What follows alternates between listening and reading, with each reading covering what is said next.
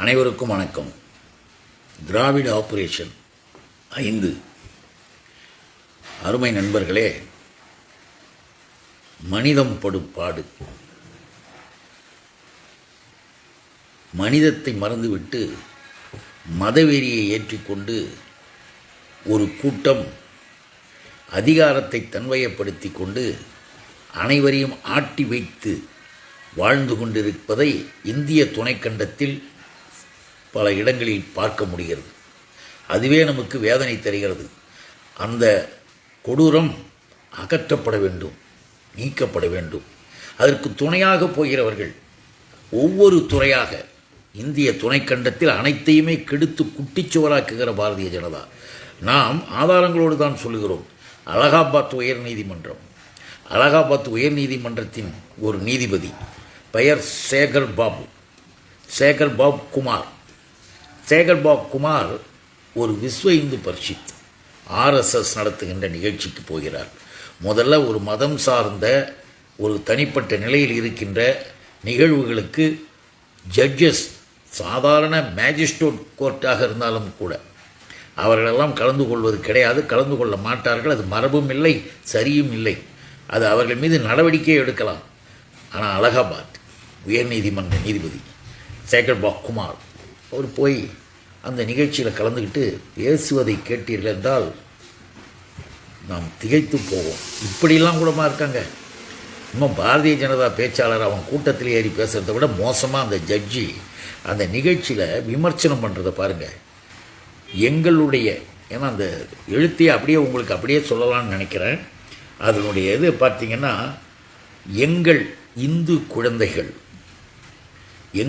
இந்து குழந்தைகள் சகிப்புத்தன்மை, அகிம்சை மற்றும் கனிவான குணத்தை கொண்டவர்கள்.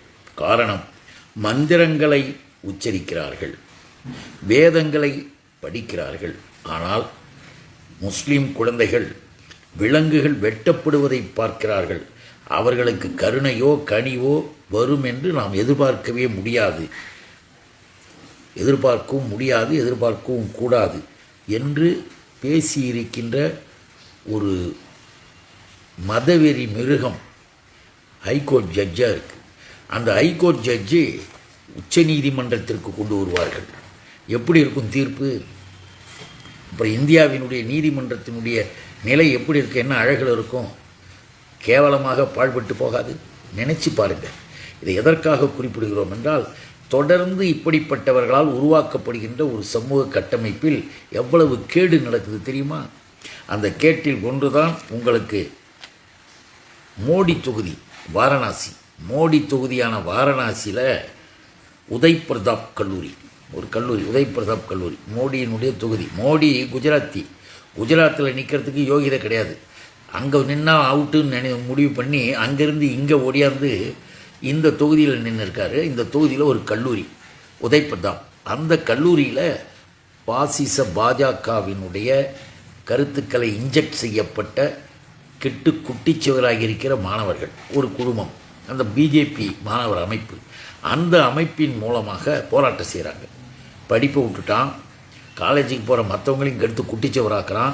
சரி, ஏதோ கல்லூரி நிகழ்விற்காக, தன்னுடைய கல்விக்காக, தன்னுடைய மாணவ அமைப்பிற்காக, மாணவர்களுக்காக போராடுறான்னு நீங்கள் நினைக்கிறீங்க. இல்லை, அந்த கல்லூரி பக்கத்தில் இருக்கின்ற நீண்ட காலமாக இருக்கின்ற தர்கா மசூதியை உடைக்க வேண்டும், அகற்ற வேண்டும்.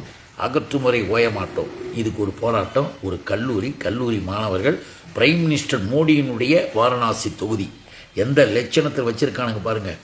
அதே யூபியில் தான் பதேப்பூரில் 185 ஆண்டுகளை கடந்த ஒரு மசூதியை உடைக்க வேண்டும் என்று அங்கும் பிஜேபி கொடியை பிடித்து கொண்டு பிரச்சனை மட்டும் இல்லை, இடிக்கிறானுங்க. ஒரு செவரியை இடித்து தள்ளிட்டானுங்க.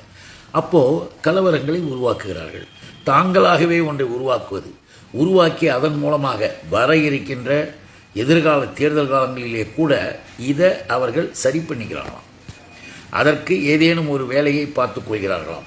அந்த நிலையில் இவர்கள் இந்த கலவரங்களை உருவாக்குவதற்கு ஒரு சூழ்நிலை உருவாக்கி இந்துத்துவா என்ற கொடூரம், இந்துத்துவா என்ற கொடூரத்தில் இவர்கள் ஒன்றா உடச்சிட்டு வந்தானுங்க. அடுத்து பாருங்கள், சம்பல் பகுதி, அதே யூபி, முகலாயர் ஆட்சி காலத்தில் 1529 கட்டப்பட்ட ஜும்மா மசூதி, அதை இந்து கோவில் மேலே கட்டிட்டாங்க.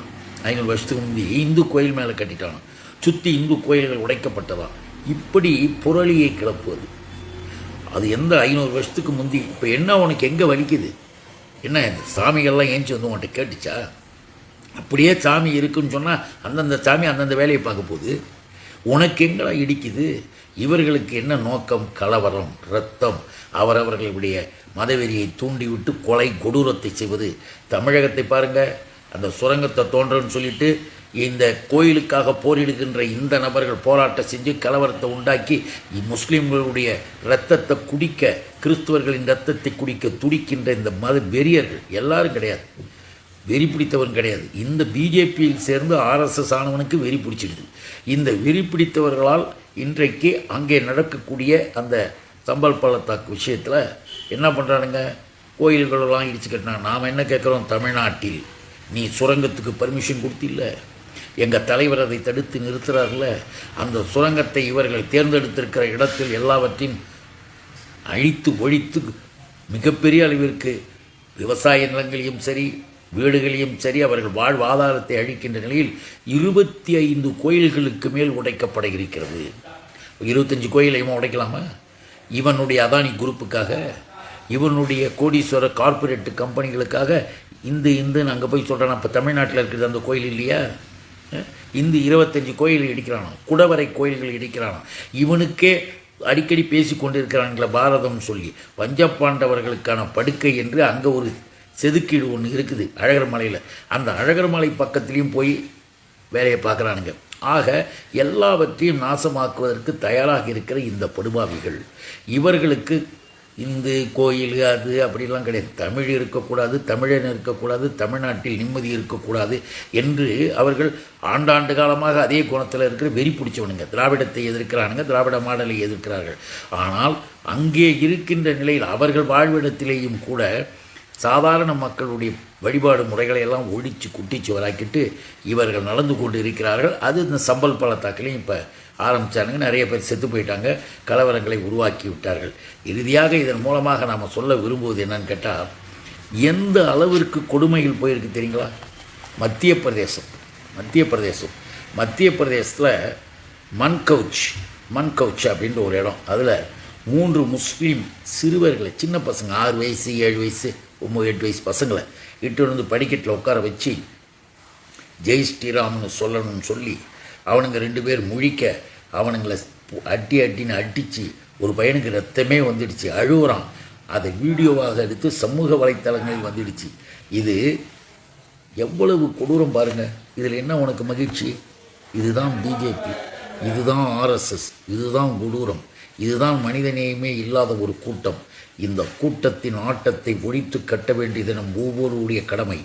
இனிமேலாவது யாராவது பிஜேபி என்று சொல்லிக் கொண்டிருந்தால், ஆர்எஸ்எஸ் என்று சொல்லிக் கொண்டிருந்தால் பெருமைப்படாதீர்கள், வெட்கப்படுங்கள், தலையை குனியுங்கள். கேடும் அநியாயமும் அக்கிரமும் அநீதியும் கொடுமையும் செய்துவதை பெருமையாக கருதி கொண்டிருக்கின்ற அந்த கூட்டத்தின் ஆட்டத்தை இந்த நம்முடைய தாய் தமிழகத்தில் விடமாட்டோம். இதுவரையில் இல்லை என்பதை விட இன்னமும் மிக வேகமாக வெறுத்து தள்ள வேண்டும். அந்த கட்சியிலே இருப்பதாக சொல்லிக்கொண்டு காசுக்காக அறிந்து கொண்டு இருக்கிற சில பேர் எதை வேண்டுமென்றாலும் எப்படி வேண்டுமென்றாலும் பேசுவார்கள்.